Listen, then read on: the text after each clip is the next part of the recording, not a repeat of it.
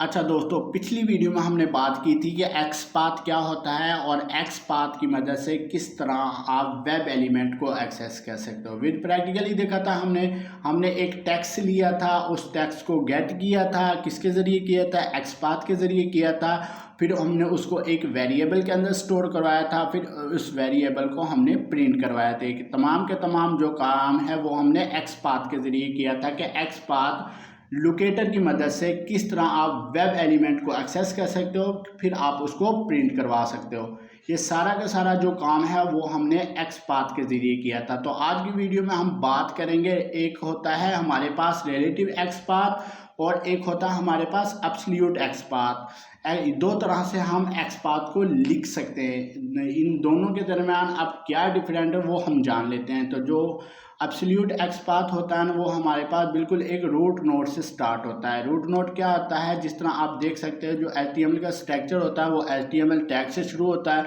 उसके अंदर head, body और बॉडी के अंदर फर्दर ये मज़ीद टैग होते हैं। अगर मुझे H1 टैग को यूज़ करना होगा तो HTML टैग, फिर उसके अंदर मैं बॉडी, फिर इस टैग के अंदर, इस टैग के अंदर, इस तरह मैं इस जो H1 टैग है ना उसको एक्सेस कर सकता हूँ। इस तरह से जो पाथ हम लिखते हैं उसको हम एब्सोल्यूट एक्सपाथ कहते हैं। ठीक है, जिस तरह आप यहाँ पर देख सकते हो, अगर मुझे H2 टैग को एक्सेस करना है, फिर पहले HTML, फिर बॉडी, फिर उसके अंदर मज़ीद जो डेव होते हैं उनको हम टाइप करते हैं, उसकी मदद से हम उस वेब एलिमेंट को एक्सेस कर सकते हैं। तो एब्सोल्यूट एक्सपाथ में आप इस तरह से जो उसका पाथ है वो लिख सकते हो। ये थोड़ा सा लेंथी होता है कंपेयर टू रिलेटिव एक्सपाथ। अब जो रिलेटिव एक्सपाथ होता है ना, उसके लिए आपको रूट नोड की ज़रूरत नहीं होती। आप सिर्फ और सिर्फ जो एलिमेंट है ना जिसको आप एक्सेस करना चाह रहे हैं, रेफरेंसिंग एलिमेंट जिसको आप एक्सेस करना चाह रहे हैं, आप सिंपली वहाँ पर जाएं और वहाँ पर जाने के बाद उसको एक्सेस कर सकते हैं।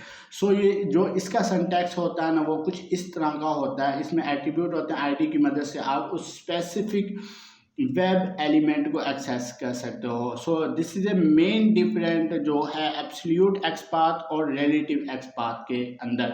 लेकिन जो मोस्टली जो लोग यूज़ करते हैं वो रिलेटिव एक्सपाथ करते हैं, क्योंकि ये इसका जो कोड होता है वो शॉर्टली होता है। लेकिन अगर हम बात करें एब्सोल्यूट एक्सपाथ, ये थोड़ा सा लेंथी कोड होता है तो इसको कम यूज़ किया जाता है। ठीक है, लेकिन जो एक्यूरेट होता है ना वो आप एब्सोल्यूट एक्सपाथ को एज ए कंसिडर कर सकते हो कि ये मोर एक्यूरेट होता है कंपेयर टू रिलेटिव एक्सपाथ के ज़रिए।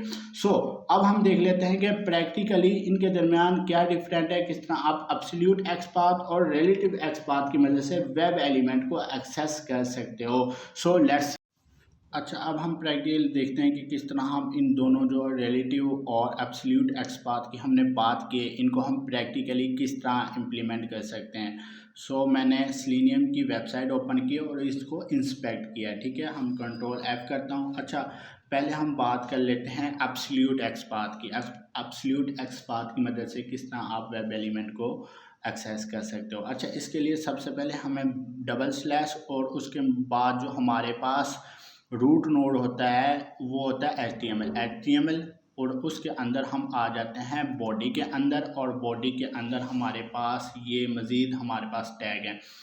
अब हम बात कर लेते हैं कि किस एलिमेंट को हम एक्सेस करना चाह रहे हैं। लेट्स सपोज यहाँ पर मेरे पास एक पैराग्राफ है, ये वाले, इसको मैं एक्सेस करना चाह रहा हूँ एब्सोल्यूट एक्सपाथ के ज़रिए।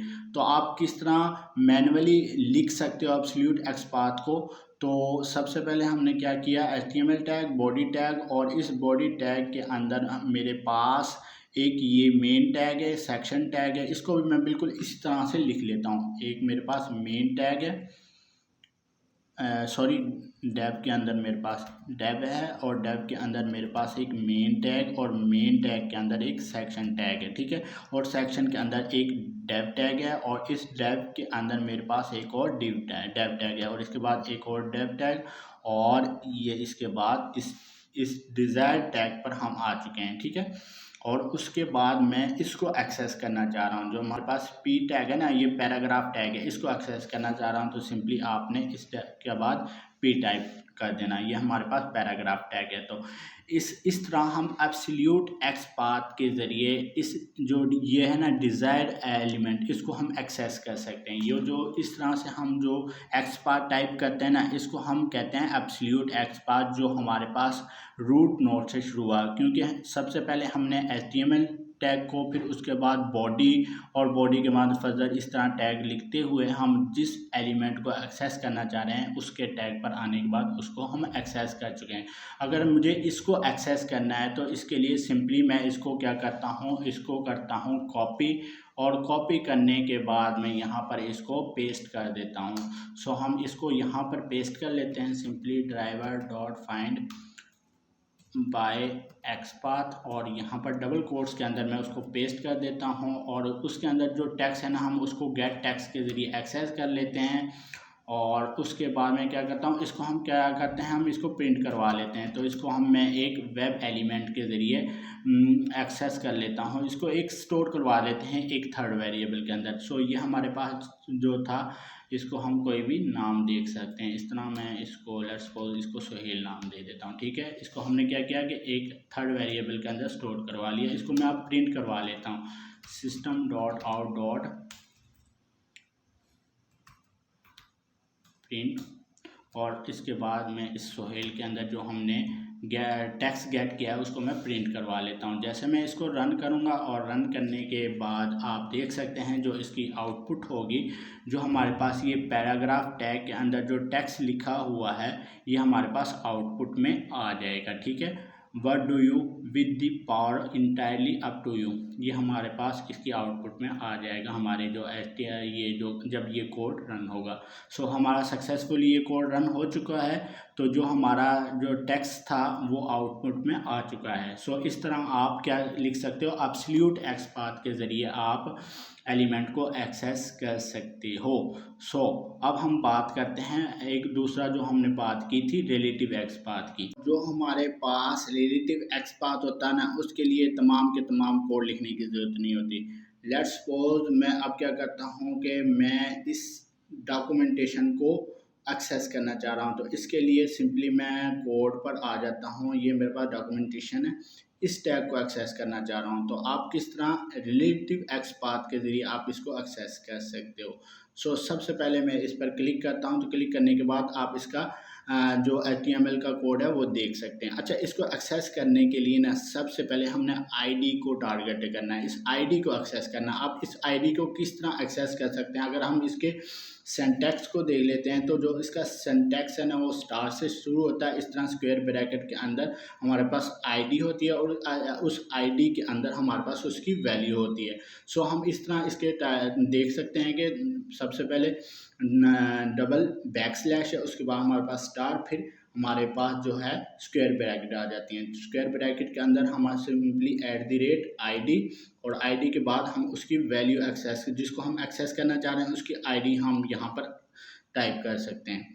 सिंपली मैं इसको एक्सेस करना चाह रहा हूँ, तो यहाँ पर जो आप देख सकते हो जो इसकी ID की जो वैल्यू है ना, मेन नैव बार है, ठीक है। इसको मैं सिंपली यहाँ से कॉपी करता हूँ, और कॉपी करने के बाद यहाँ पर ही इसके अंदर पेस्ट कर देता हूँ, ठीक है। अब यहाँ पर आ चुके हैं। अब इसके अंदर है ना, जो इसको एक्सेस करना चाह रहे हैं, तो इस यहाँ से बिल्कुल इस टैग से आप शुरू हुए, अब हम इस टैग पर जाएंगे। तो आप किस तरह जा सकते हो, तो इसके अंदर है ना जो UL टैग है, UL टैग के अंदर मेरे पास लिस्ट आ जाती है, LI लिस्ट, और ये 1 2 3 4 एलिमेंट के अंदर जो हमारे पास 4 लिस्ट है, उसके अंदर हमारे पास डॉक्यूमेंटेशन है। सिंपली स्क्वायर ब्रैकेट के अंदर आप 4 डाल दें, और 4 डालने के बाद हमारे पास एंकर टैग आ जाता है, और एंकर टैग के अंदर स्पैन टैग है।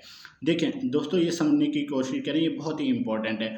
इसको रिलेटिव एक्सपाथ को लिखने के लिए हमें सबसे पहले डबल बैकस्लैश, फिर उसके बाद स्टार, फिर उसके बाद स्क्वायर ब्रैकेट के अंदर हमारे पास आ जाता है ID आ जाती है। इस ID की वैल्यू को हमने एक्सेस किया, और उसके अंदर हमने उसकी वैल्यू को डाल दिया, आईडी की वैल्यू जो भी थी हमने वो डाल दी। उसके अंदर मेरे पास एक यूएल टैग था, यूएल टैग के अंदर हमारे पास मज़ीद एक एलआई लिस्ट की टैग आ जाती है।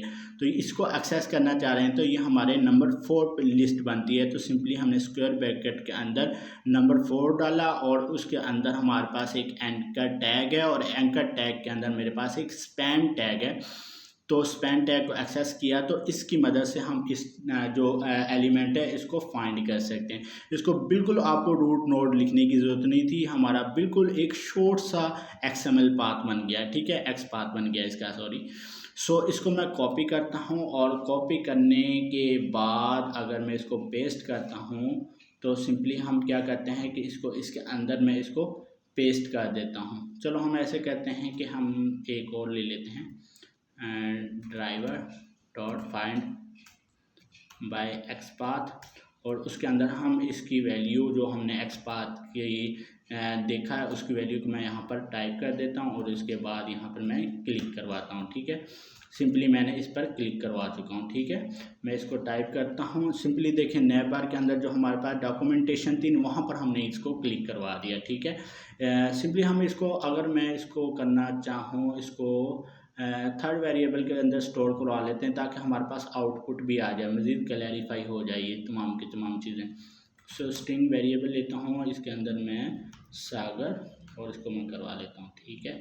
और इस तरह आप क्लिक नहीं करवा सकते इसको, सॉरी। सो सिंपली हम क्लिक करवा लेते हैं, फिर हम इसकी वैल्यू को देख लेंगे कि किस तरह हम प्रिंट करवा सकते हैं। तो मैं रन करता हूँ इसको, रन करने के बाद हम देखते हैं कि जो डॉक्यूमेंटेशन है उस पर हमारा क्लिक होता है या नहीं होता। सो लेट्स सी, सेलेनियम की वेबसाइट ओपन हुई और ओपन होने के बाद मेरे पास है जो डॉक्यूमेंटेशन पर क्लिक होगा या नहीं होगा हम देख लेते हैं। सो देखें हमारा जो डॉक्यूमेंटेशन था ना उस पर सक्सेसफुली क्लिक हो चुका है। सो दोस्तों हमने ये भी वेरीफाई कर लिया कि किस तरह हम रिलेटिव एक्सपाथ के ज़रिए किसी भी वेब एलिमेंट को एक्सेस कर सकते हो। So this is a different between absolute XPath और रिलेटिव एक्सपाथ। होपफुली कि आपको समझ आई होगी कि किस तरह हम इन दोनों एक्सपाथ की मदद से अपने वेब एलिमेंट को एक्सेस कर सकते हैं। So thank you so much, meet you next video.